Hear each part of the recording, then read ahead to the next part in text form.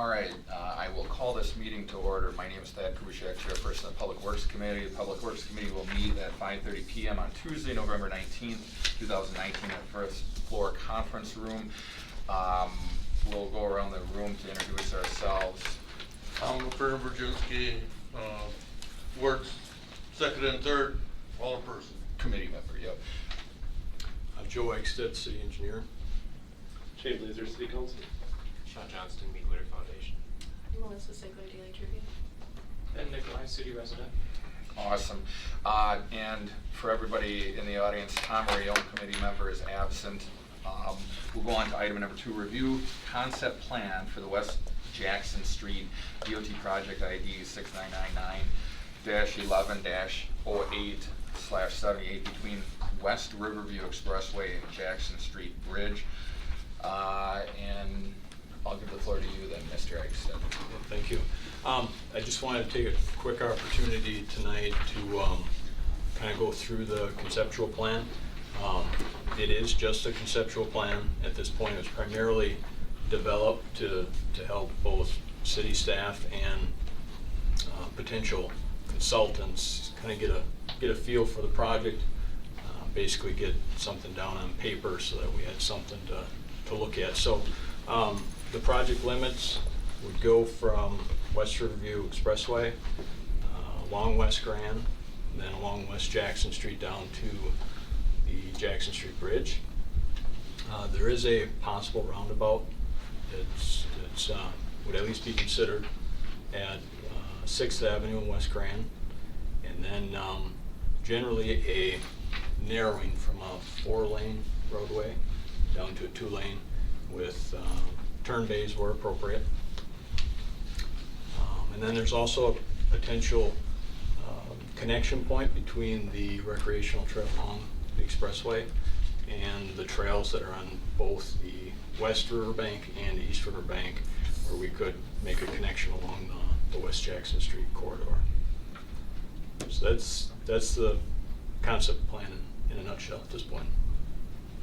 The one question that I had when I was looking at the map is we're going to be shrinking down coming off the West Jackson Street Bridge where it's a 2-lane originally, right, or existing, it becomes a 2-lane as we're coming, it became 2 drive lanes as you go around by the paper mill, and then we still continue with 2 lanes that would either go north on 4th Street, or we would be coming around the corner onto West Grand right there, or what actually is West Jackson, it turns into West Grand.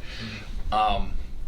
Are we going to have a traffic count to see, because I noticed that we've got that green space where we shrink it down to 1 drive lane on the northbound lane there. Is that going to be indicative here of a turn only left lane, and then up past that green area an only turn left lane there as well, or how? At 3rd, you're saying? Yeah.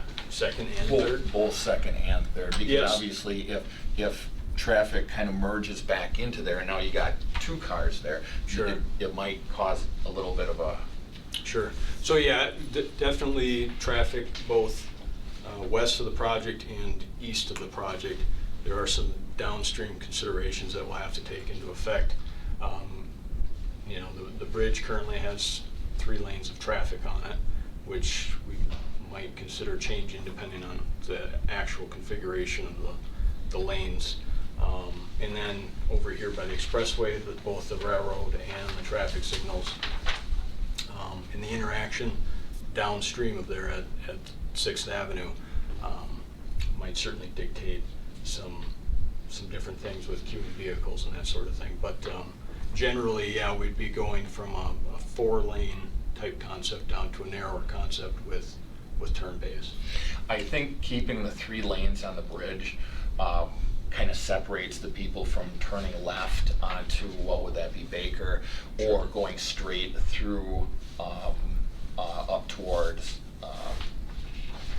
past Jennings. They're going straight. 3rd Street there. So I mean that I wouldn't have any concerns with. And I do actually like the roundabout concept, because if you get stuck at that traffic light coming around behind City Hall and trying to make a left onto West Grand, you're there for a while. So I actually would welcome a roundabout in this particular situation.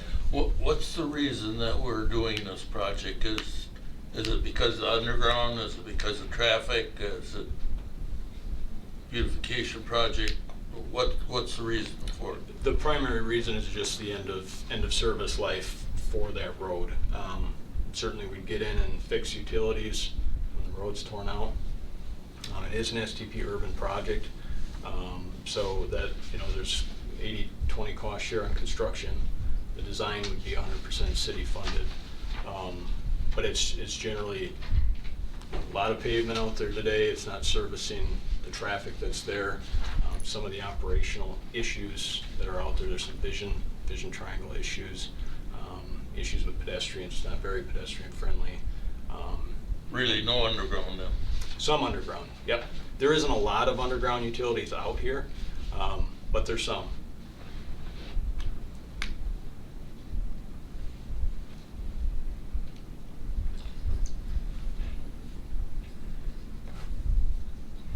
And that's a 80% state grant or loan or what? It's federal dollars administered That's through the state. federal dollars. Yep. But we wouldn't get that until 2022? Yep, just for construction. The design would be 100% city. What about our projects for, No, go ahead. what about our projects for 2020? Looks to me like we've got about 3 projects lined up. Are those all designed and are they funded in 2020? Yeah, the 2020 projects, they have proposed funding in the 2020 budget. The design progress on them, Washington Street is 99% complete. 2nd Avenue is over 3/4 complete. And then 10th Street is about 60% complete. I guess my feeling is, I hate to pay interest and I hate to borrow money. And I've always felt that way. It looks like we got enough projects for next year and a half, maybe even 2 years. If there was a failure of the underground, we'd have no choice but to do it. Apparently that's not the case. So when it comes down to it, I'm not really in favor of this. Well, I think what this is, and this is one thing that the engineering department has been trying to do a little bit, is to get the design finalized ahead of time so that it isn't rushed at that point. Yeah, It gives us a little bit of time for the project to be done in the future. But like you said, I mean, we're going to be potentially approving a budget with a lot, one of the highest budgets that the city has ever had.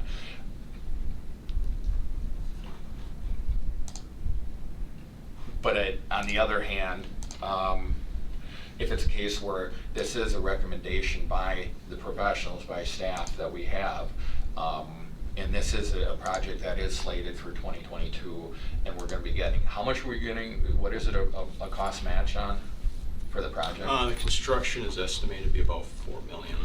Oh, I mean from outside funds. Oh, so, I mean, it'd be 80% of that. 80-20? Yep, Okay. so about 3.2 million. Now, is there any requirement for having completed plans by a certain period of time?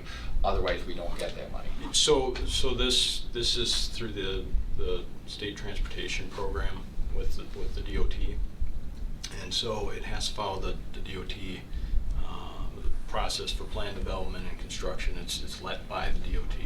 In this case, it is led by the DOT. So there's an agreement. It's a 3-party agreement that we have, state municipal agreement with the state already. That was brought before the committee and council. It was approved in, I think that would have been early 2019 to sign on to do the project. The proposed construction year would be 2022. How long will it take to complete the plans and be ready for construction? Pretty much from January to the end of 2021. 21. It's almost a full year. It'll be almost 2 years. 2 years for the planning. I see your hand. I think was already answered. But it still has, the project still has to go to council down the road for approval, correct? It still has to go through the budget process? Yeah. Down the road, okay. Yep. So like the design, the selection of the consultant, next item, those dollars are proposed in the 2020 budget, which is on the docket for council tonight. I wouldn't mind, well, one, because we're not approving the project itself, but it's a case where hypothetically, if something happened and we pushed the project back, or the project had to be pushed back, at least we still have the plans. The plans don't expire, do they? No. So I'm under the inclination of listening what the proposals are, kicking it to council, and letting council as a whole choose whether they want to move forward on it. I don't know if that seems reasonable to you, but. Well, let me ask you this. The budget isn't approved yet. I don't know if it'll be approved tonight or not. But we got another 2 months of operations. We don't know what we're going to have left at the end of the year. Can we postpone it for a couple months and still get it done in the time period? And let the council make the decision? That's a good question. Mr. Eggs? Just as far as postponing it a couple months, certainly I think there's a little bit of leeway, for the selection of a consultant, if it needs to be held out. I'll tell you what I'm looking at. I'm looking at the aquatic center. I understand that's gonna be opened, probably about June 1. That's the target date. Whether it'll be open at that time, I don't know. There's $140,000 in this proposed budget for membership. Now, what if it doesn't open 1st of June? What if it doesn't open until 1st of July? We're out of money. Sure. And we've gotta get it out of this budget someplace. Well, if we postpone this for a month or two, we'll know what we got left from this year's budget. And we'll probably know if that pool is gonna be open and that we're gonna get the memberships that they're expecting. That's what I'm concerned about. Sure.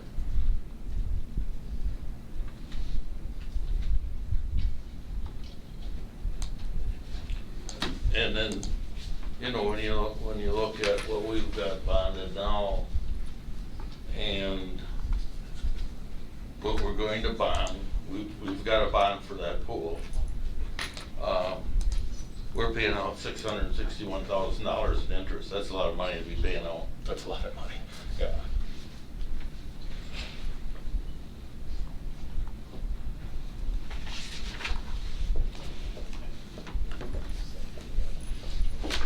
I guess I'd like to see the council make the decision, but I would like to hold it over for a couple of months and see where we're at, financially wise. So what you're suggesting is making a motion to postpone this at least to the next regular committee meeting, if not longer. Yeah, if we could postpone it until after the first year, until we know how we come out financially. We've only got 2 members of the committee here, so if you make the motion, I'll second that motion to postpone it until the first of the year. Is that when we would take motion on it, or take action on it? With that being said, a motion on the floor, a second. All those in favor say aye. Aye. Aye. Nays, no one in the negative. So ayes have it. So we will postpone it till after the first of the year. So then that was item. Do you want to motion for number 2. Yeah, I think number 2 is just a review, so we would actually be acting under item number 3. But do we want to hear the proposals of what, because evidently proposals came in, right? It did, yep. And I've got a summary document here with the amounts and Okay. our review and recommendation.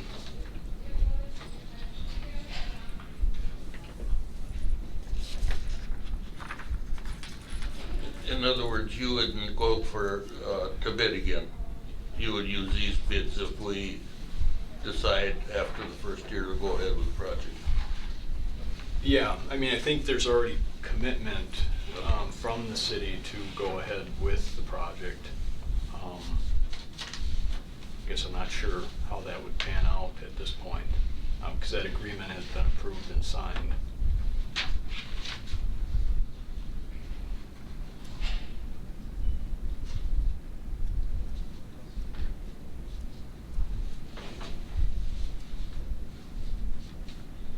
So then looking at these, what would be staff recommendation? So staff would recommend that, so we have 4 proposals, one from Strand, MSA, Quest, and Jewel. Strand ranked as the preferred choice, and that'd be the recommended firm. They're the same firm that we used on East Grand Avenue. It's a successful project. No net increase in change orders. The bids and the project quantities came in spot on throughout the process. So there's a lot of other pros, and there's some details listed here. They aren't the cheapest one. They do come with a price tag, but I guess what we would be looking for from staff is that we'd like to go back and negotiate with Strand to lower the design fee and see what we could get it down to below their proposed amount. Well, it's interesting because one of them is more than half, and another one is just a little bit more than half. Mm-hmm. Was something missed, maybe? No, I think, a couple of the firms, local firms, they're smaller firms, so I don't know if they have as much overhead. There was with the 4th selection, or the 4th lowest ranking one, there were concerns with the hours identified. That something did seem to be off with that one.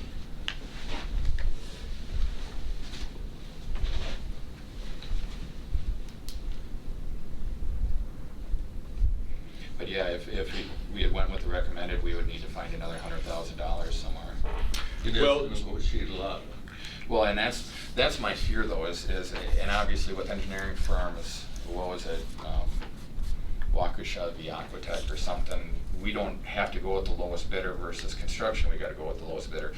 But that suggestion of negotiating after the fact kind of scares me a little bit, because what I don't wanna have is some type of reputation for the city where we just choose someone and we either try and knock them down, and then maybe is that a reason why a couple other firms didn't want to submit? I don't know. We will never know, even though someone could say workload is heavy because of it. But so maybe another option might be that we would bring it back to committee after the negotiation.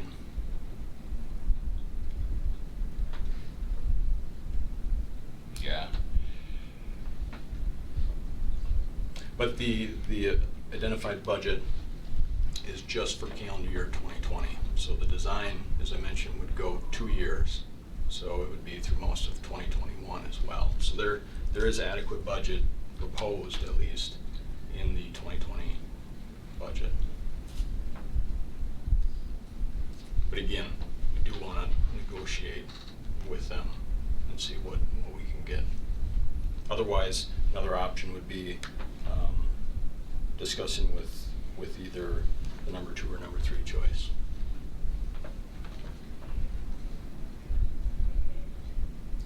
Well, we've done business with MSA and we've done business with Strand, right? Yep.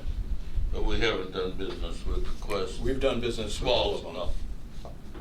Small projects. Yeah, in fact, Quest was the construction engineering firm on East Grand. They Oh, did- Quest was. Yep, they did a good job.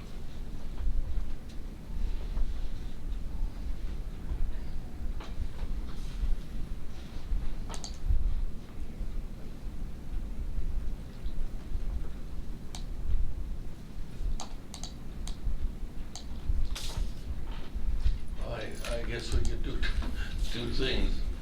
If we go with a construction firm, we could either rebid at that time after the first year, or we could accept one of these. Separate you, what you got, what is your idea? What do you think?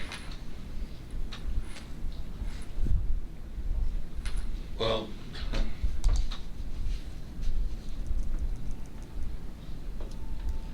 if Quest did the engineering on the Grand Avenue job, you know, I've only been involved in this for a couple of months. Are we satisfied with the work that they did on? For construction. Clarify that, Joe. Yeah, so Quest did the construction engineering, so just construction. Strand was the firm that did the original design for East Grand. And so we worked with them through the same state federal program, worked with Strand on the East Grand project. I guess if that was the case, I wouldn't have any problem awarding it to Quest at the proper time. They're low bid. Well, and that's what I'm kind of concerned about, is that discrepancy. You know, is there gonna be change orders because maybe something got missed? Because I mean, yeah, they're at 148,000, whereas the recommended firm is at 299,000. And you really don't know what the reason is for the 299. They may be loaded with work right now, you know. So just, and if Joe covered this already, just stop me, please.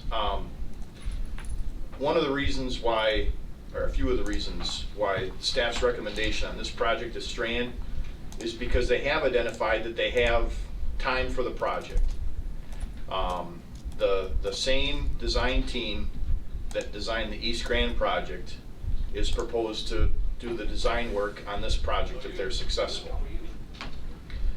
So that project, STP Urban project, we've had good results with them, with Strand on this project. We had 0 change orders. We're within a few percent on all the quantities, and the major quantities are slightly lower. You couldn't ask for a more ideal project as far as meeting expectations. And so, given that it's the same type of project, STP Urban, you know, it's a state federal funding, the familiarity with the project, if Joe covered it already, some of the thought process that's already gone into trying to avoid right-of-way acquisition, things like that. That's what demonstrated to us that on this project, that this particular firm would be what we believe is the best fit to the city. And while the cost proposed, they break it out, you know, it's a time and materials type. You know, when engineers charge, they're charging based on their actual time. And so they're estimating how much time it's going to take. We do feel that there are some areas where we can discuss and negotiate, but that this would be the best value for the city on this project. Even though this design portion might be a little more expensive, that overall, based on our experience with this type of project, we think this is the right firm. There is another process for hiring consulting engineers, and that is purely a qualifications-based process. What we've done is more of a hybrid process. We're asking for an estimate of time and costs associated. If it were purely performance-based criteria, we would judge a engineering firm based on their qualifications and then decide, okay, this is the firm that we're gonna work with and negotiate with them. And if we don't come to a solution, well, then we set them aside and work with the next firm. This hybrid process, I think is good for the city. We have an idea of how much time each of these firms feel that design should take them. And there's the components of the design in their proposal that, things that they're interested in focusing on. So that's really, when it boils down to it, cost is a factor, but in relationship to the cost of the project, design costs are, what's this one, maybe around 8% of our estimated construction costs. So it's a factor, but I think we should select the firm that we feel is the best suited to design this project. And if that's Quest, by all means, then that's Quest. But I will say that the engineering staff and myself sat down, independently reviewed the proposals, and unanimously, all of us selected Strand as our preferred consultant for this particular project, if that helps at all. I guess, and it does help very much, Mr. Terry, but one of the things that, if they've got that thought process in mind of already having done East Grand, I would think that it would almost kind of show up in the bid being lower, you know what I mean? But they're way high, So I don't know if the identified budgetary number, $200,000, is that just a place marker? Was it just an arbitrary number pulled out, or was that actually a calculated number by staff? And if that's the case, then if they're $100,000, we're not going to be able to negotiate 1/3 of what their bid is, or I should say bid, because it's not a bid, their proposal. And just to clarify again, that 2020 budget of 200,000 was just for calendar year 2020. So knowing that the design process, the contract and all the payments to the designer would go for almost 2 years. So we'd have to rebudget in 2021 for 2021 expenses for this design.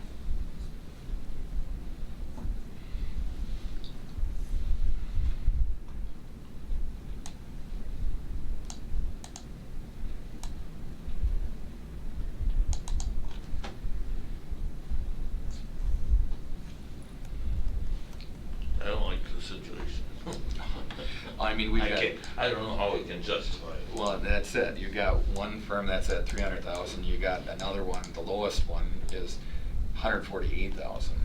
So we would be significantly under our proposed $200,000 budget amount in 2020, and then we wouldn't have to have even any allocation in 2021.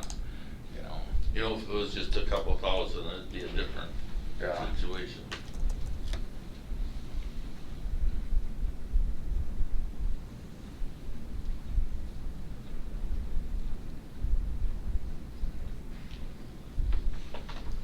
Well, maybe an option to negotiate and bring back to the committee.